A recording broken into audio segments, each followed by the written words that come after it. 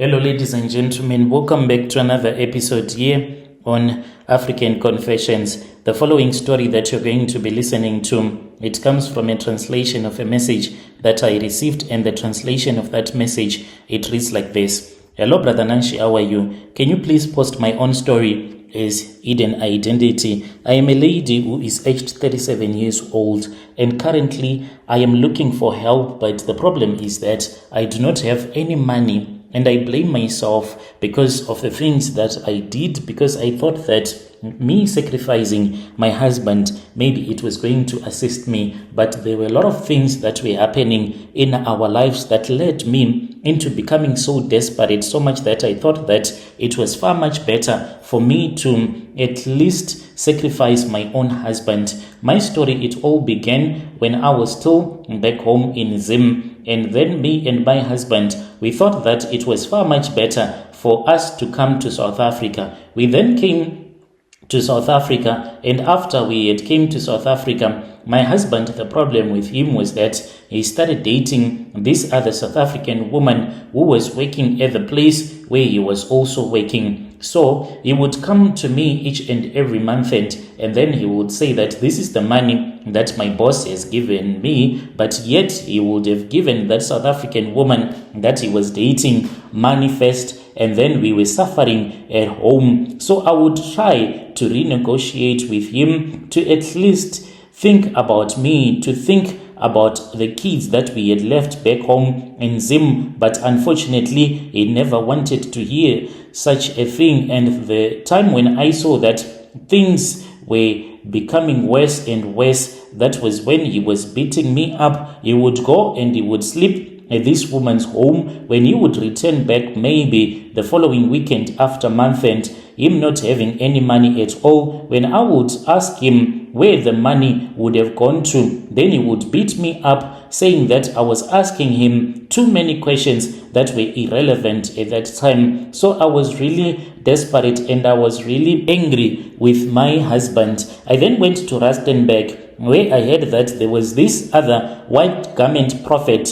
who could assist me. I said that if this woman can assist me, at least to get this woman out of my husband's life, that is how it all started. I went there with one of my friends who told me that she was also experiencing those problems once in her life, and her husband was dating this other woman, a closer woman, and she was trying to steal her husband. And after she had gone to Rustenburg, where that prophet was staying, and everything worked out for her, I said, it is okay, let me also go there. We went with that woman, and that woman assisted me, and she said that all that was needed was for me to find some dog droppings. And after I had found those dog droppings, what I was supposed to do was to make sure that I would call her, at least she said, in the middle of the night when you are naked, and then we speak. I'm going to tell you exactly what you are supposed to do. I said, but maybe my husband will be at home. If it happens that my husband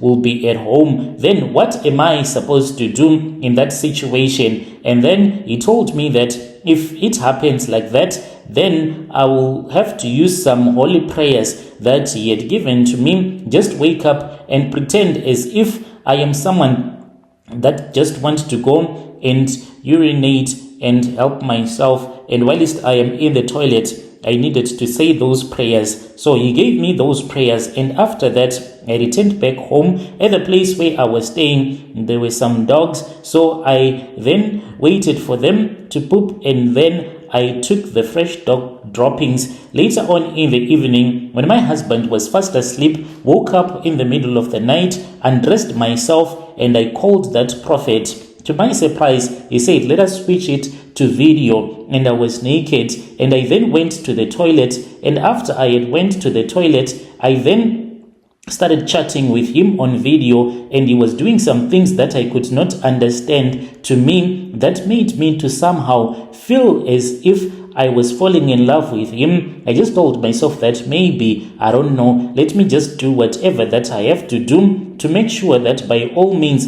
at least I can get my husband back. I took those droppings and I then soaked them in water. In the morning when I was cooking food for my husband, when he was about to go to work, I used that food. Later on, this prophet told me to do an Uber and to go to Rustenburg. I went there and he told me that the wife was not there, and he said that the reason as to why he had called me, it was because he had a revelation, and in this revelation he had been told that the only way that I could get my husband back is if I was going to sleep with him. That is how we started sleeping together. When he told me that he was supposed to go to Mozambique, I asked him why he wanted to go to Mozambique. He then said, since we have already slept together, let me tell you the truth. Well, what happens is that after each and every at least 3 to 4 months, I have to return back to Mozambique because that is the place where I was helped the first time by this other traditional healer. So he went to that traditional healer and then he was given some charms, and those charms, they need to be renewed each and every time. So after he had been given those charms, he started making money, and he was sharing with me all of this because he wanted to assist me. He did not want me to rely on a man anymore. So he said, I begged him and I said, if you are telling me the truth, can we go together? Since he already had a car, I figured it out that it was going to be easy because he had used some charms on me that made me to love him a lot. So we went to Mozambique together, lied to my husband that I was going to Zim, and at the same time I told my mom that if he was going to call my mom, then what was supposed to happen was that my mom was supposed to tell him that I had already arrived, yet I was in Mozambique. My mom knew that this man was beating me up, so whatever that happens, your mom will always stand with you. And then we went to Mozambique, me and this man, and then that is how I got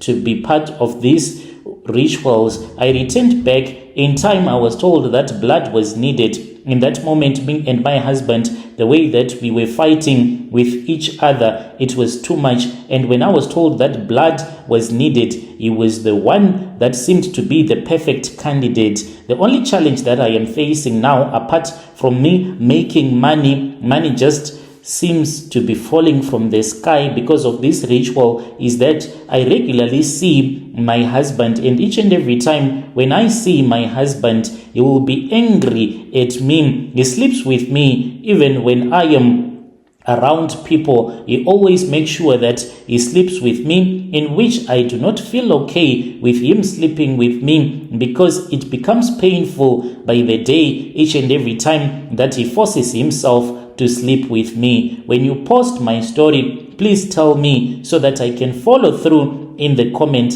section. I do feel okay with the rituals that I did because the life that I was living, it was hard.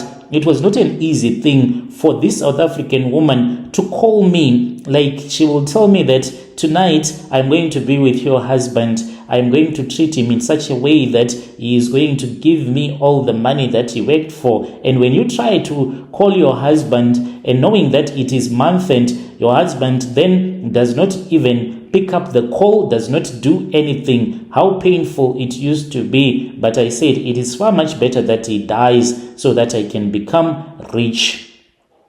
Dear listeners, right there was a message that was sent to me by one of our sister right there. Strange things indeed, they do happen in this world.